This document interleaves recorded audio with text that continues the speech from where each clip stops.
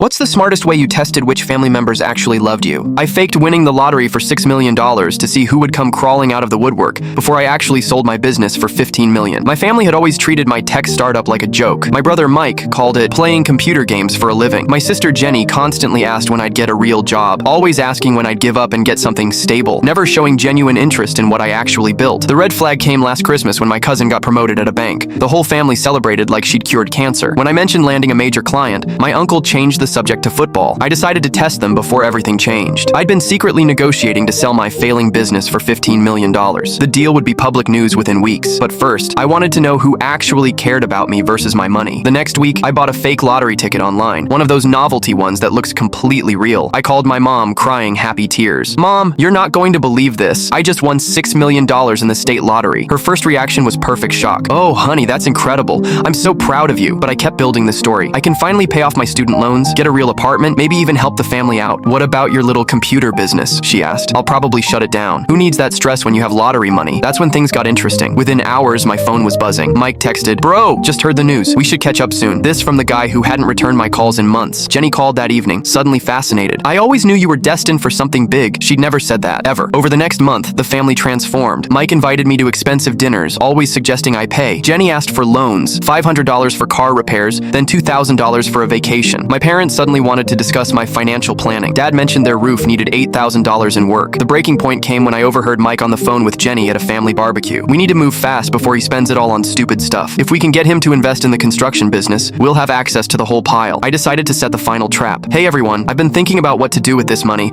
I want to give back to the family that supported me." I pulled out a notebook at Sunday dinner. "I'm thinking $50,000 each to start. Who wants to tell me how they've supported my dreams over the years?" Mike jumped in immediately. "Remember when I always said your computer thing would pay off? I always believed in you, man." Jenny nodded eagerly. "And I always defended you when people said you were wasting your time. I told everyone you were building something special." My parents smiled proudly. "We never doubted you for a second," Dad said. Then I pulled out my phone and played the recording from the barbecue. Mike's voice came through clearly. "Move fast before he spends it all on stupid stuff." Everyone froze. The color drained from Mike's face. "Turns out I never won the lottery. That was a fake ticket. But I did just sell my little computer business for $15 million. The announcement goes public tomorrow." I showed them the signed purchase agreement. I wanted to see who actually loved me versus who loved my money. Now I know. Mike tried explaining he was looking out for my financial future. Jenny claimed she was just excited for my success. "Then why did none of you care about my success until you thought I had lottery money?" Turns out Mike had borrowed money from 3 relatives claiming investment opportunities and never paid anyone back. Mike and Jenny didn't speak to me for weeks. When they called,